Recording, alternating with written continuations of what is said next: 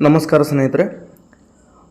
ಮೊನ್ನೆ HSTR ಮತ್ತು PU ಉಪನ್ಯಾಸಕರ ನೇಮಕಾತಿಗೆ ಸಂಬಂಧಪಟ್ಟ ಹಾಗೆ ಒಂದಷ್ಟು ನಿಯಮಗಳು ಬದಲಾವಣೆ ಆಗಿರ್ತಕ್ಕಂಥದ್ದು ತಾವು ಗಮನಿಸಿದ್ರಿ. ಅಂದರೆ ಸೇನ್ ರೂಲ್ ಬಿಟ್ಟಿರ್ತಕ್ಕಂಥದ್ದು, ಅಂದರೆ ಕರಡೋದು ಇನ್ನೂ ಅಂತಿಮವಾಗಿಲ್ಲ. ಅದಕ್ಕೆ ಏನಾದರೂ ಆಕ್ಷೇಪಣೆಗಳು ಅವನ್ನೆಲ್ಲ ಸಲ್ಲಿಸಿ ಮುಂದೆ ಫೈನಲ್ ಆಗುತ್ತೆ. ಅಂದರೆ ಬಹುತೇಕ ಇನ್ನೇನು ಅದು ಫೈನಲ್ ಆಗಿದೆ. ಮುಂದೆ ರೋಸ್ಟ್ರನ್ನು ರೆಡಿ ಮಾಡಿಕೊಂಡು ಇಂತಿಷ್ಟು ಹುದ್ದೆಗಳಿಗಂತ ನೋಟಿಫಿಕೇಷನ್ ಮಾಡ್ತಕ್ಕಂಥ ಪ್ರಕ್ರಿಯೆ ಆರಂಭ ಆಗ್ತವೆ. ಈಗ ಅನೇಕರ ಒಂದು ಪ್ರಶ್ನೆ ಇರ್ತಕ್ಕಂಥದ್ದು ಏನು ಅಂದರೆ, ಸಹಾಯಕ ಪ್ರಾಧ್ಯಾಪಕರ ನೇಮಕಾತಿಗೆ ಸಂಬಂಧಪಟ್ಟಂತೆ ಒಂದಷ್ಟು ಮಾಹಿತಿಯನ್ನು ನೀಡ್ರಿ ಅಂತೇಳಿ ನೀವು ರಿಕ್ವೆಸ್ಟ್ ಮಾಡ್ಕೊಂಡಿದ್ರಿ. ಆ ಕಾರಣಕ್ಕೋಸ್ಕರ ನಾನು ಈ ಒಂದು ವಿಡಿಯೋದಲ್ಲಿ ಈ ಒಂದು ಸಹಾಯಕ ಪ್ರಾಧ್ಯಾಪಕರ ನೇಮಕಾತಿಗೆ ಸಂಬಂಧಪಟ್ಟ ಹಾಗೆ ನೇಮಕಾತಿ ಪ್ರಕ್ರಿಯೆ ಎಲ್ಲಿಗೆ ಬಂತು ಮತ್ತು ಹುದ್ದೆಗಳು ಎಷ್ಟು ಅನ್ನುವಂಥ ಒಂದಷ್ಟು ಮಾಹಿತಿಯನ್ನು ನೀಡೋದಕ್ಕೆ ನಾನು ಪ್ರಯತ್ನವನ್ನು ಮಾಡ್ತೀನಿ.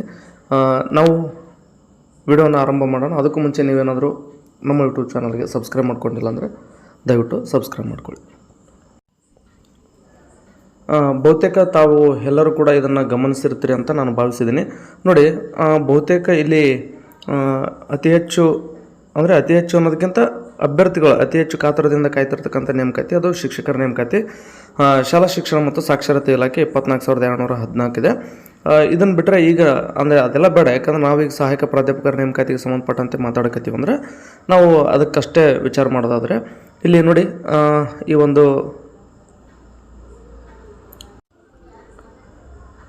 ಈ ಕ್ರಮ ಸಂಖ್ಯೆ 16ರಲ್ಲಿದೆ ನೋಡಿ, ಉನ್ನತ ಶಿಕ್ಷಣ ಇಲಾಖೆ. ನೋಡಿ, ಉನ್ನತ ಶಿಕ್ಷಣ ಇಲಾಖೆಯಲ್ಲಿ ಇನ್ನೂ ಇಂತಿಷ್ಟು ಹುದ್ದೆಗಳು ಅಂತೇಳಿ ಇಲ್ಲಿ ಮಾಹಿತಿ ಸಿಕ್ಕಿಲ್ಲ. ಅಂದರೆ ಅನುಮೋದನೆಗೊಂಡ ಹುದ್ದೆಗಳ ಸಂಖ್ಯೆ ಅಂತೇಳಿ ಇರ್ತಕ್ಕಂಥದ್ದು. ಅಂದರೆ ನೋಡಿ, 16/6/2026 ಬಂದಿರತಕ್ಕಂಥದ್ದು ಇದು ಒಂದಷ್ಟು ಮಾಹಿತಿ. ಅಂದರೆ ಈ ಎಲ್ಲ ಇಲಾಖೆಗಳಲ್ಲಿ ಇಷ್ಟಿಷ್ಟು ಹುದ್ದೆಗಳಿಗೆ ನೇಮಕಾತಿ ಮಾಡ್ಕೊಳ್ಳೋದಕ್ಕೆ ಅನುಮೋದನೆ ಸಿಕ್ಕಿರ್ತಕ್ಕಂಥದ್ದು. ಇಲ್ಲಿ ಉನ್ನತ ಶಿಕ್ಷಣ ಇಲಾಖೆಗೆ ಸಂಬಂಧಪಟ್ಟಂತೆ ನೋಡೋದಾದರೆ ಹುದ್ದೆಗಳನ್ನು ಗುರುತಿಸಿಲ್ಲ. ಅಂದರೆ ಇಂತಿಷ್ಟು ಹುದ್ದೆಗಳು ಅಂತೇಳಿ ಹೇಳಿಲ್ಲ. ಹಂಗಂತೇಳಿ ನೋಟಿಫಿಕೇಷನ್ ಆಗಲ್ವೇನೋ ಅಂತ ಅಲ್ಲ. ನಾನು ಹಲವಾರು ಜನರು ನನ್ನನ್ನು ಪ್ರಶ್ನೆ ಮಾಡಿದ್ರಿ, ಅಂದರೆ ಕಮೆಂಟ್ ಬಾಕ್ಸಲ್ಲಿ ಹಳೆ ವೀಡಿಯೋಗಳಿಗೆ ಕಮೆಂಟ್ ಮಾಡಿದ್ರಿ. ಏನಂದರೆ ಈ ಒಂದು ಸಹಾಯಕ ಪ್ರಾಧ್ಯಾಪಕರ ನೇಮಕಾತಿ ಯಾವಾಗ ಆಗುತ್ತೆ ಅಂತೇಳಿ ತಾವು ಪ್ರಶ್ನೆಯನ್ನು ಕೇಳಿದ್ರಿ. ನಾನು ಏನು ಹೇಳಿದ್ದೆ ಅಂದರೆ ಆಫ್ಟರ್ ಕೆಸೆಟ್ ಅಂತ ಬಹುತೇಕರಿಗೆ ನಾನು ರಿಪ್ಲೈ ಮಾಡಿದ್ದೀನಿ. ಯಾಕೆ ಆಫ್ಟರ್ ಕೆಸೆಟ್ ಅಂತ ಅಂದಿದ್ದೀನಿ ಅಂತಂದರೆ, ನೋಡಿ, ಅಕ್ಟೋಬರ್ 11ಕ್ಕೆ ಈಗ ಕೆಸೆಟ್ ಎಕ್ಸಾಮ್ ಡೇಟ್ ಅನೌನ್ಸ್ ಮಾಡಿದ್ದಾರೆ. ಕೆಸೆಟ್ ಎಕ್ಸಾಮ್ ಡೇಟ್ ಅಕ್ಟೋಬರ್ 11ಕ್ಕೆ ಅನೌನ್ಸ್ ಮಾಡಿದ್ದಾರೆ ಅಂದರೆ ನೋಟಿಫಿಕೇಷನ್ ಕನಿಷ್ಠ 2 ತಿಂಗಳು ಮುಂಚೆನಾದರೂ ಮಾಡಬೇಕಾ? ಅಂದರೆ ಆಗಸ್ಟ್ ಮತ್ತು ಜುಲೈ, ಸೆಪ್ಟೆಂಬರು, ಆಗಸ್ಟ್. ಅಂದರೆ ಆಗಸ್ಟ್ ಮೊದಲ ವಾರದಲ್ಲಿ ನೋಟಿಫಿಕೇಷನ್ ಮಾಡಬೇಕಾಗುತ್ತೆ. ಅಂದರೆ ನನ್ನ ಪ್ರಕಾರ ಜುಲೈ ಕೊನೆಯ ವಾರ ಅಥವಾ ಆಗಸ್ಟ್ ಮೊದಲ ವಾರದಲ್ಲಿ ಕೆಸೆಟ್ ನೋಟಿಫಿಕೇಷನ್ ಆಗುತ್ತೆ. ಇನ್ನೂ ಇಲ್ಲಿ ಉನ್ನತ ಶಿಕ್ಷಣ ಇಲಾಖೆದ್ದು ನೋಡ್ಬೋದು, ಇಂತಿಷ್ಟು ಹುದ್ದೆಗಳಿಗೆ ಅಂತೇಳಿ ಇನ್ನೂ ಏನು ಖಾತ್ರಿಪಡಿಸಿಲ್ಲ. ಅಂದರೆ ಅದೇನು ದೀರ್ಘ ಸಮಯ ಹಿಡಿಯುವಂಥದ್ದಲ್ಲ. ಮನಸ್ಸು ಮಾಡಿದರೆ ಮಾಡ್ಬೋದು. ಆದರೆ ಇನ್ನೂ ಅನುಮೋದನೆಗೊಂಡ ಹುದ್ದೆಗಳು ಅಂದರೆ ಈ ಇಲಾಖೆಗಳ ಮೇಲೆ ಹೆಚ್ಚು ಫೋಕಸ್ ಮಾಡಿದರೆ, ಅಂದರೆ ಇಷ್ಟು ನೇಮಕಾತಿ ಮಾಡ್ಕೊಳ್ಳೋದಕ್ಕೆ ಹಂಗಂತೇಳಿ ಉನ್ನತ ಶಿಕ್ಷಣ ಇಲಾಖೆ ಸಹಾಯಕ ಪ್ರಾಧ್ಯಾಪಕರ ನೇಮಕಾತಿ ಮತ್ತೆ 6 ತಿಂಗಳು ವರ್ಷಗಟ್ಟಲೆ ಏನು ಹೋಗಲ್ಲ. ಅದು ಆಗ್ತಕ್ಕಂಥ ಪ್ರಕ್ರಿಯೆ ಏನಿದೆ ಅಂದರೆ, ಈ ಒಂದು ಕೆಸೆಟ್ ಎಕ್ಸಾಮ್ನ ಮುಗಿಸ್ಕೊಂಡು ರಿಸಲ್ಟ್ ಬಿಡೋದ್ರ ವೇಳೆಗೆ ಎಷ್ಟು ಹುದ್ದೆಗಳು ಅನ್ನೋಂಥದ್ದನ್ನು ಕನ್ಫರ್ಮ್ ಮಾಡ್ತಾರೆ. ತದನಂತರ ಆ ಒಂದು ಹುದ್ದೆಗಳು ಏನಿದ್ದಾವೆ ಅಂದರೆ ಸಬ್ಜೆಕ್ಟ್ ವೈಸ್ ಡಿವೈಡ್ ಮಾಡಬೇಕಾಗುತ್ತೆ. ಸಬ್ಜೆಕ್ಟ್ ವೈಸ್ ಡಿವೈಡ್ ಮಾಡಿದ ನಂತರ ಅದನ್ನೇನು ಮಾಡ್ತಾರೆ, ಮತ್ತು ರೋಸ್ಟರ್ ಮಾಡ್ಕೊತಾರೆ. ರೋಸ್ಟರ್ ಮಾಡಿಕೊಂಡು KAಗೆ ಪ್ರಸ್ತಾವನೆ ಸಲ್ಲಿಸ್ತಾರೆ. ತದನಂತರ KAದವರು ನೋಟಿಫಿಕೇಷನ್ ಹೊರಡಿಸಿ ಎಕ್ಸಾಮ್ ಡೇಟ್ ಬಿಟ್ಟು ಎಕ್ಸಾಮನ್ನು ನಡೆಸಿ ನೇಮಕಾತಿ ಮುಕ್ತಾಯಗೊಳಿಸ್ತಕ್ಕಂಥ ಕೆಲಸವನ್ನು ಮಾಡ್ತಾರೆ. ಸೊ ಇದಿಷ್ಟು ಮಾಡಬೇಕು ಅಂದರೆ ಇದೆಲ್ಲ 10-15 ತಿಂಗಳಲ್ಲಿ ನಡೆಯುವಂಥ ಪ್ರಕ್ರಿಯೆ ಅಲ್ಲ ಅಂತ ನನ್ನ ಅಭಿಪ್ರಾಯ. ನೋಡಿ, ಈಗ ನಾನು ಮಾಹಿತಿಯನ್ನು ನೀಡ್ತಾ ಇದ್ದೀನಿ, ಇದೆಲ್ಲವೂ ಕೂಡ ನನ್ನ ಅಭಿಪ್ರಾಯ. ಇದು ಇನ್ನೂ ಕೆಸೆಟ್ ನಂತರನೇ ನಡೆಯುತ್ತೆ ಅಥವಾ 6 ತಿಂಗಳು ಬಿಟ್ಟು ನಡೆಯುತ್ತೆ, 3 ತಿಂಗಳು ಬಿಟ್ಟು ನಡೆಯುತ್ತೆ ಅಂದರೆ ಅದು ಇಲಾಖೆಯಿಂದ ಸಿಕ್ಕಂಥ ಮಾಹಿತಿ ಅಲ್ಲ, ಅಥವಾ ಯಾವುದೇ ಒಂದು ಅಧಿಕೃತ ಮೂಲದಿಂದ ಸಿಕ್ಕಂಥ ಮಾಹಿತಿ ಅಲ್ಲ. ಈಗೇನಿಲ್ಲೆಲ್ಲ ಮಾಹಿತಿಗಳು ಇದಾವಲ್ಲ, ಈ ಮಾಹಿತಿಗಳ ಆಧಾರದ ಮೇಲೆ ನಾನು ಒಂದಷ್ಟು ನನ್ನ ಅಭಿಪ್ರಾಯಗಳನ್ನು ವ್ಯಕ್ತಪಡಿಸ್ತಾ ಇದ್ದೀನಿ. ಸೊ ಒಂದಷ್ಟು ಡಿಸ್ಟರ್ಬೆನ್ಸ್ ಆಗ್ತಾಯಿದೆ, ಅಡ್ಜಸ್ಟ್ ಮಾಡ್ಕೊಳ್ಳಿ. ನೋಡಿ, ಆ ಕಾರಣಕ್ಕೋಸ್ಕರ ಹೇಳೋದೇನಂತಂದರೆ, ಈಗ ನೋಡಿ, 2 ತಿಂಗಳು ಮುಂಚೆ ಅಂದರೆ ಆಗಸ್ಟ್ ಮೊದಲ ವಾರದಲ್ಲಿ ಅಥವಾ ಜುಲೈ ಕೊನೆಯ ವಾರದಲ್ಲಿ ಕೆಸೆಟ್ ನೋಟಿಫಿಕೇಷನ್ ಮಾಡ್ತಾರೆ. ಈಗ ಆಲ್ರೆಡಿ ನಾವು ಎಲ್ಲಿಗೆ ಬಂದಿದ್ದೀವಿ, ಈ ಜೂನ್ 20 ಬಂದಿದ್ವಿ, ಅಂದರೆ ಜೂನ್ 20 ದಾಟಿದ್ವಿ. ಸೊ ಇಂಥ ಸಂದರ್ಭದಲ್ಲಿ ಒಂದು ಅರ್ಹತಾ ಪರೀಕ್ಷೆಯನ್ನು ಮುಂದೆ ಇಟ್ಕೊಂಡು ಕೆಸೆಟ್ ನೋಟಿಫಿಕೇಷನ್ ಅರ್ಹತಾ ಪರೀಕ್ಷೆ ಅಂದರೆ ಕೆಸೆಟ್, ಈ ಒಂದು ಕೆಸೆಟ್ ಎಕ್ಸಾಮನ್ನು ಮುಂದೆ ಇಟ್ಕೊಂಡು ಅಸಿಸ್ಟೆಂಟ್ ಪ್ರೊಫೆಸರ್ ನೋಟಿಫಿಕೇಷನ್ ಮಾಡ್ತಾರೆ ಅಂತಕ್ಕಂಥದ್ದು ನನಗೆ ಯಾಕೋ ಡೌಟು. ಇದು ಕೇವಲ ನನ್ನ ಅಭಿಪ್ರಾಯ ಅಂತ ಹೇಳಿದ್ದೀನಿ, ಮತ್ತೆ ಹೇಳ್ತಾ ಇದ್ದೀನಿ. ಸೊ ಕೆಸೆಟ್ ನಂತರ ಬಹುತೇಕ ನೋಟಿಫಿಕೇಷನ್ ಆಗ್ಬೋದು ಅಂತಕ್ಕಂಥದ್ದು. ಅದಕ್ಕೋಸ್ಕರ ಏನು ನೀವು ಹಲವಾರು ಜನ ಕಮೆಂಟ್ ಮಾಡ್ತಾಯಿದ್ರಿ ಮತ್ತು ಇನ್ನೂ ಹಲವಾರು ಜನರಿಗೆ ಇದ್ರ ಬಗ್ಗೆ ಡೌಟ್ ಇರ್ಬೋದು ಅಂತ ಅಂದ್ಕೊಂಡು ಈ ಒಂದು ವಿಡಿಯೋನ ನಾನು ಮಾಡಿರ್ತಕ್ಕಂಥದ್ದು. ನೋಡಿ, ಈಗ ಅಸಿಸ್ಟೆಂಟ್ ಪ್ರೊಫೆಸರ್ಗೆ ಓದ್ತಾ ಇದ್ದೀರಿ ಅಂತಂದರೆ ಏನೆಲ್ಲ ಓದ್ಕೋಬೇಕು ಅಂದರೆ, ಮೊದಲು ನೀವು ಕೆಸೆಟ್ ಪಾಸ್ ಆಗಿರಬೇಕು. ಯಾರೆಲ್ಲ ಕೆಸೆಟ್ ಪಾಸ್ ಆಗಿಲ್ವೋ ಈಗ ನೀವು ಕೆಸೆಟ್ಗೆ ಅಪ್ಲೈ ಮಾಡಿರಿ. ಅಂದರೆ ಈಗ ನೆಕ್ಸ್ಟ್ ನೋಟಿಫಿಕೇಷನ್ ಆಗುತ್ತಲ್ಲ, ಆವಾಗ ಕೆಸೆಟ್ ಕ್ಲಿಯರ್ ಮಾಡಿಕೊಂಡು ನೀವು ಅಸಿಸ್ಟೆಂಟ್ ಪ್ರೊಫೆಸರ್ ಓದ್ಬೋದು. ಹಾಗಾದರೆ ಕೆಸೆಟ್ ಓದಬೇಕಂದ್ರೆ ಏನೆಲ್ಲ ಓದ್ಕೋಬೇಕು, ಅಥವಾ ಅಸಿಸ್ಟೆಂಟ್ ಪ್ರೊಫೆಸರ್ಗೆ ಓದಬೇಕಂದ್ರೆ ಏನೆಲ್ಲ ಓದ್ಕೋಬೇಕಂದ್ರೆ, ನೋಡಿ, ನಿಮ್ಮ ವಿಷಯದ ಎಲ್ಲ ಕೆಸೆಟ್ ಪ್ರಶ್ನೆ ಪತ್ರಿಕೆಗಳನ್ನು ಬಿಡಿಸ್ರಿ. ಫಸ್ಟ್ ಮಾಡ್ತಕ್ಕಂಥ ಮೊದಲ ಕೆಲಸ ಏನಂದರೆ ಕೆಸೆಟ್ ಓಲ್ಡ್ ಕ್ವಶನ್ ಪೇಪರ್ಗಳನ್ನು ಬಿಡಿಸ್ರಿ. ಅಲ್ಲರಿ, ಅಸಿಸ್ಟೆಂಟ್ ಪ್ರೊಫೆಸರ್ ಓದೋದಕ್ಕೆ ಕೆಸೆಟ್ ಯಾಕೆ ಬಿಡಿಸ್ಬೇಕಂತ ನಿಮ್ಗೆ ಡೌಟ್ ಬರ್ಬೋದು.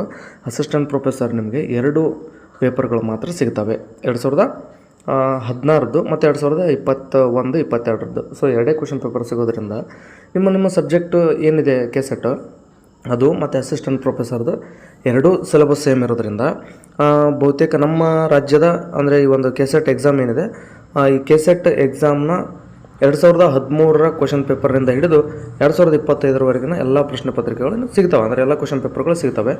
ಈ ಎಲ್ಲ ಪ್ರಶ್ನೆ ಪತ್ರಿಕೆಗಳನ್ನು ನೀವು ಸರಿಯಾಗಿ ಬಿಡಿಸ್ಬೇಕು. ಅಂದರೆ ಇದಿಷ್ಟು ಕೆಸೆಟ್ದು ಬಿಡಿಸ್ಬೇಕು, ಜೊತೆಗೆ 2 ಅಸಿಸ್ಟೆಂಟ್ ಪ್ರೊಫೆಸರ್ ಪೇಪರ್ ಸಿಗ್ತವೆ, ಇನ್ನು 2 ಪಿ ಯು ಲೆಕ್ಚರರ್ದು ಸಿಗ್ತವೆ. ಅಂದರೆ 2012 ಒಮ್ಮೆ ಪಿ ಯು ಲೆಕ್ಚರರ್ ಆಗಿತ್ತು, 2018 ಒಮ್ಮೆ ಪಿ ಯು ಲೆಕ್ಚರರ್ ನೋಟಿಫಿಕೇಷನ್ ಆಗಿತ್ತು. ಅಂದರೆ 2 ಪಿ ಯು ಲೆಕ್ಚರರ್ ಕ್ವಶನ್ ಪೇಪರ್ಗಳು ಸಿಗ್ತವೆ, 2 ಅಸಿಸ್ಟೆಂಟ್ ಪ್ರೊಫೆಸರ್ ಸಿಗ್ತವೆ. 2013ರಿಂದ 2025 ಕೆಸೆಟ್ ಕ್ವಶನ್ ಪೇಪರ್ಗಳು ಸಿಗ್ತವೆ. ಇವೆಲ್ಲವೂ ಕೂಡ ಕನ್ನಡದಲ್ಲೇ ಸಿಗ್ತವೆ. ಅದಕ್ಕೋಸ್ಕರ ಹೇಳುವಂಥದ್ದು ಏನು ಅಂತಂದರೆ, ಇದಿಷ್ಟು ಕ್ವಶನ್ ಪೇಪರ್ಗಳನ್ನು ಮೊದಲು ಬಿಡಿಸ್ರಿ. ಯಾರೆಲ್ಲ ಅಸಿಸ್ಟೆಂಟ್ ಪ್ರೊಫೆಸರ್ಗೆ ರೆಡಿ ಆಗ್ತಿದ್ರಿ ಮತ್ತು ಕೆಸೆಟ್ಗೆ ರೆಡಿ ಆಗ್ತಿದ್ರಿ ಅವ್ರಿಗೆ ಇದನ್ನು ಬಿಡಿಸಿದ ನಂತರ ನಿಮ್ಮ ಸಬ್ಜೆಕ್ಟ್ನಲ್ಲಿ ಸಬ್ಜೆಕ್ಟ್ ಏನಿದೆ ಅದನ್ನು ಸಂಪೂರ್ಣವಾಗಿ ಓದುವಂಥ ಕೆಲಸ ಮಾಡಿರಿ. ಅಂದರೆ ಈಗ PST, GPT, HST ಅವ್ರು ಓದಬೇಕಾದ್ರೆ ನೀವೇನು ಮಾಡ್ತೀರಿ ಅಂದರೆ 6 to 10th ಅಥವಾ 12th ನೀವು ಓದ್ಕೊಂತೀರಿ.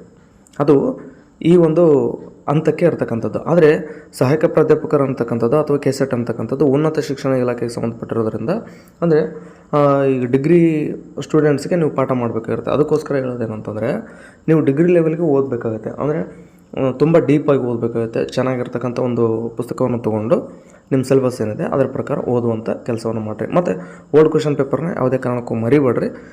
ನಿಮಗೇನಾದರೂ ಓದೋದ್ರ ಬಗ್ಗೆ ಆಗಿರ್ಬೋದು, ಅಥವಾ ಈ ಒಂದು ನೇಮಕಾತಿ ಬಗ್ಗೆ ಆಗಿರ್ಬೋದು, ಅಥವಾ ಬೇರೆ ಏನೇ ವಿಷಯಗಳಿರಲಿ, ಈ ಒಂದು ವಿಡಿಯೋದ ಕಮೆಂಟ್ ಬಾಕ್ಸಲ್ಲಿ ನಿಮ್ಮ ಪ್ರಶ್ನೆಗಳನ್ನು ಹಾಕಿ ಎಲ್ಲರಿಗೂ ಕೂಡ ಉತ್ತರಿಸುವಂಥ ಪ್ರಯತ್ನವನ್ನು ಮಾಡ್ತೀನಿ.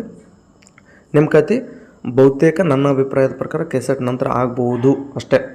ಮತ್ತು ಆಗಸ್ಟ್ನಲ್ಲಾಯಿತು, ಸೆಪ್ಟೆಂಬರ್ನಲ್ಲಾಯಿತು ಆಗುತ್ತೆ ಅಂತಕ್ಕಂಥ ಚರ್ಚೆಗಳು ಕೂಡ ನಡೀತಾ ಇದ್ದಾವೆ. ಬಟ್ ನಾನು ಅದೆಲ್ಲದ್ರ ಬಗ್ಗೆ ಮಾತಾಡೋಕ್ಕೆ ಹೋಗಲ್ಲ. ಅಂದರೆ ಈಗ ಒಂದು ಅರ್ಹತಾ ಪರೀಕ್ಷೆ ಇದೆ, ಅದಕ್ಕೋಸ್ಕರ ಅದು ಮುಗಿಸ್ಕೊಂಡು ನೋಟಿಫಿಕೇಷನ್ ಮಾಡ್ತಾರೆ ಅನ್ನುವಂಥದ್ದಷ್ಟೇ ನನ್ನ ಅಭಿಪ್ರಾಯ. ಸೊ ಇಲ್ಲಿ ನಾನು ಮುಂದಕ್ಕೆ ಹೋಗಲಿ ಅನ್ನೋಂಥದ್ದಲ್ಲ, ಈ ರೀತಿ ಆಗ್ಬೋದು ಅಂತ. ಮತ್ತು ಮುಂದಕ್ಕೆ ಹೋಗೋದ್ರಿಂದ ನಿಮಗೇನು ಲಾಸ್ ಇಲ್ಲ. ಕೆಸೆಟ್ ನಂತರ ನೀವು ಎಕ್ಸಾಮನ್ನು ಕ್ಲಿಯರ್ ಅಂದರೆ ಕೆಸೆಟ್ ನಂತರ ಆಯಿತು ಅಂದರೆ ಕನಿಷ್ಠ ನೋಡಿರಿ, ಸಿಲೆಬಸ್ ಒಂದು ಸಾರಿ ನೋಡಿಕೊಟ್ರೆ ನಾ ಯಾಕೆ ನಿಮಗೆ ಕನಿಷ್ಠ 4-5 ತಿಂಗಳು ನಿಮ್ಗಳಿಗೆ ಓದೋದಕ್ಕೆ ಅವಕಾಶ ಸಿಗಬೇಕು. ಯಾಕೆಂದರೆ ಸಿಲೆಬಸ್ಸು ತುಂಬ ಹೆವಿ ಇದೆ. ಅದಕ್ಕೋಸ್ಕರ ನೀವು 4-5 ತಿಂಗಳು ಸಿಗಬೇಕು ಸಮಯ. ಅಂದರೆ ಒಂದಷ್ಟು 1-2-3 ತಿಂಗಳ ನಂತರ ನೋಟಿಫಿಕೇಷನ್ ಆಯಿತು ಅಂದರೆ ಎಲ್ಲದಕ್ಕೂ ಕೂಡ ಅನುಕೂಲ ಆಗುತ್ತೆ. ಯಾಕಂದರೆ ನೋಟಿಫಿಕೇಷನ್ ಹೊರಡಿಸಿದ 2 ತಿಂಗಳಲ್ಲಿ KA ಎಕ್ಸಾಮ್ ಮಾಡ್ತಾರೆ. ಬಹುತೇಕ ಎಲ್ಲ ನೋಟಿಫಿಕೇಷನ್ಗೂ ಹಾಗೇನೇ ಮಾಡಿದರೆ, ಇಲ್ಲೂ ಕೂಡ ಅದೇ ರೀತಿ ಮಾಡಿದರೆ ಕೇವಲ 60 ದಿನಗಳು ಮಾತ್ರ, ಒಂದು ಸರಾಸರಿ ಒಂದು ಎವರೇಜ್ 60 ದಿನ ಮಾತ್ರ ನಿಮಗೆ ಸಮಯ ಸಿಗುತ್ತೆ.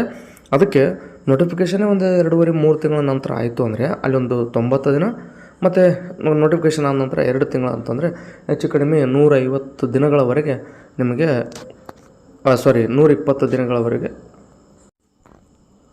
150 ದಿನಗಳವರೆಗೆ ನಿಮಗೆ ಅವಕಾಶ ಸಿಗ್ಬೋದು. ಅಂದರೆ ಎಷ್ಟು ಹೆಚ್ಚಿಗೆ ಅವಕಾಶ ಸಿಗುತ್ತೆ ಅಷ್ಟು ಒಳ್ಳೆಯದು. ಯಾಕಂದರೆ ಸಿಲೆಬಸ್ ಹೆವಿ ಇದೆ. ಇದೇನು PC, PSI, SD, FD ಆ ರೀತಿ ಕ್ವಶನ್ ಪೇಪರ್ ಸ್ವಲ್ಪ ಒಂದು ಲೆವೆಲಿಗೆ ಬಂದಿರಲ್ಲ. ಇದು ತುಂಬ ಟಫ್ ಆಗಿರುತ್ತೆ ಕ್ವಶನ್ ಪೇಪರ್. ಅದಕ್ಕೋಸ್ಕರ ನಾವು ಓದ್ಕೋಬೇಕಂದ್ರೆ ಕನಿಷ್ಠ 4-5 ತಿಂಗಳ ಸಮಯ ಬೇಕು. ನೋಟಿಫಿಕೇಷನ್ ಅಂತೂ ಬಹುತೇಕ ಕೆಸೆಟ್ ನಂತರ ಆಗ್ಬೋದು ಅಂತಕ್ಕಂಥದ್ದು. ನೀವು ಅಲ್ಲಿವರೆಗೆ ಏನು ಮಾಡಿರಿ ಅಂತಂದರೆ, ಕೆಸೆಟ್ ಪಾಸ್ ಆದಂಥವರು ಸಿಲೆಬಸ್ ಪ್ರಕಾರ ಅಸಿಸ್ಟೆಂಟ್ ಪ್ರೊಫೆಸರ್ ಓದ್ರಿ. ಯಾರೆಲ್ಲ ಕೆಸೆಟ್ ಪಾಸ್ ಆಗಿಲ್ವೋ ಕೆಸೆಟ್ಗೋಸ್ಕರ ಓದ್ರಿ. ಖಂಡಿತವಾಗ್ಲೂ ನಿಮಗೆ ನೇಮಕಾತಿಯಲ್ಲಿ ಅವಕಾಶ ಸಿಗುತ್ತೆ ಅನ್ನುವಂಥ ಕಿವಿ ಮಾತನ್ನು ಹೇಳ್ತಾ ಈ ಒಂದು ವಿಡಿಯೋನಲ್ಲಿ ಮುಗಿಸ್ತಾ ಇದ್ದೀನಿ. ದಯವಿಟ್ಟು ವಿಡಿಯೋ ಇಷ್ಟ ಆಗಿದ್ದರೆ ಸಬ್ಸ್ಕ್ರೈಬ್ ಮಾಡೋದನ್ನು ಮರಿಬೇಡಿ ಅಂತ ಹೇಳ್ತಾ ವಿಡಿಯೋ ನೋಡೋದಕ್ಕಾಗಿ ತಮ್ಮೆಲ್ಲರಿಗೂ ಧನ್ಯವಾದ.